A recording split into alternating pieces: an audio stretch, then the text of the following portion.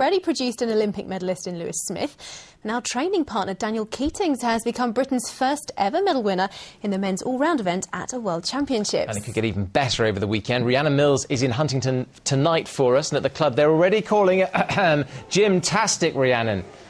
Well, I'm not sure about gymnastic. I'm going to have to try and stay away from legs here. It's all been pretty exhausting watching this lot this afternoon. I know you expect young people to be fairly energetic, but these guys really are in a league of their own. These little ones here, I probably shouldn't say that, are only 10 years old, and they're definitely not the gym's best because at the moment they're down in London competing in the World Championships, and they're doing pretty well too. How would you fancy a 6-hour session in the gym? That's how long Alex and Cameron spend training 6 days a week, spurred on even more today by the success of their friend Daniel Keatings from Kettering, who last night at just 19 made history, winning silver in the men's all-round event at the World Championships.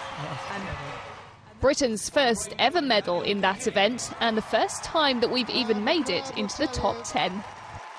Amazing. I mean, before coming into this competition, it was a dream just to come in the top 8, and coming away with the silver medal is just a dream become reality, really. It's out of this world.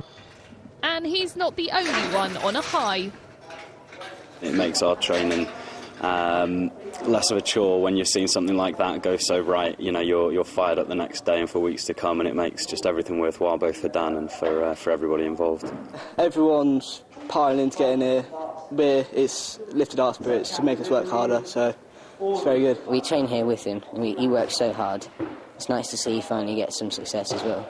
There's virtually a queue of young people around the block hoping to follow in Daniel's footsteps, and the trainers here are clearly doing something right because they're already used to celebrating some big success. A lot of that thanks to Daniel and his pal Lewis Smith. Last summer, ITV Anglia's cameras watched their preparations for the Beijing Olympics, and I caught up with Lewis as he arrived back from China with his Olympic bronze medal. I'll just try and get away from all the streamers and things. I suppose I ought to give you that back for starters. It was Britain's first gymnastics Olympic medal for 100 years. Not that Lewis has been resting much since then. There's been more training. He even tried his hand at being a pop star, entering the X Factor. But tomorrow he'll be back on that pommel horse, taking part in the men's final at the World Championships, hoping it's going to be another high point for a gym club that can only go onwards and upwards.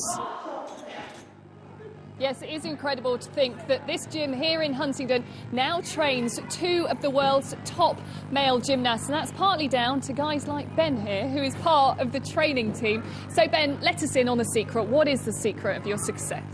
I think everybody would love to think there's a special secret or recipe for this success, but it's sheer hard work, it really is.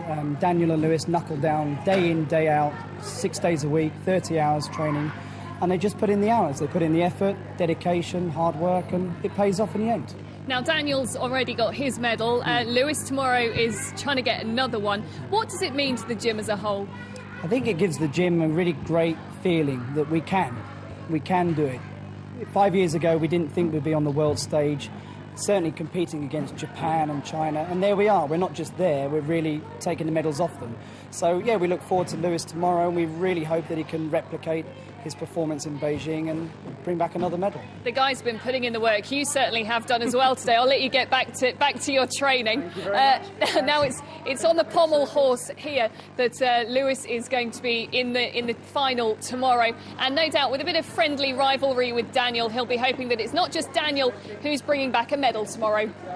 Fingers crossed. Thanks, Rhiannon. Truly exhausting watching all of that. Aren't they now, brilliant? Slightly different physique here. He's only a week and a half old, but Colchester Zoo's latest arrival is already proving to be a rather popular attraction. Yeah, the baby white rhino Zamba is thought to be the first born in the UK through artificial insemination. His mum, Cynthia, gave birth after a 16-month pregnancy. Natalie Gray has a report. At just a week and a half old, Zamba is running circles around his mum. Not only is he very cute, but his arrival could go a long way into safeguarding the future of his breed. We actually had to go down the route of artificial insemination because our old male at the time couldn't quite manage to do it on his own. So Zamba was actually the first baby rhino to be born through artificial insemination in the whole of the UK. So it was a big achievement for kind of research. These are images taken of Zamba in his mother's womb. Although white rhinos aren't an endangered species, they don't breed well in captivity. So for this treatment to have been a success is a great achievement. If he's not running around, Zamba's play fighting with his mum, much to the amusement of visitors. It's really cute, so tiny. He was around his mum a lot, so he was still close to his mum. But he just darted off a couple of times, running around a paddock, so it's funny. Zamba's father Simba sadly died in April, so for the keepers here who miss him, Zamba's arrival leaves a poignant legacy. He just couldn't be happier and healthier, and Cynthia just couldn't be a better mum. We couldn't have asked for more, really. While his neighbours get used to the new kid on the block, Zamba's soaking up the attention and certainly keeping his mum on her toes. Natalie Gray, Anglia News. But she really appreciates that. Right, here's what to expect on the national news in a couple of minutes from now.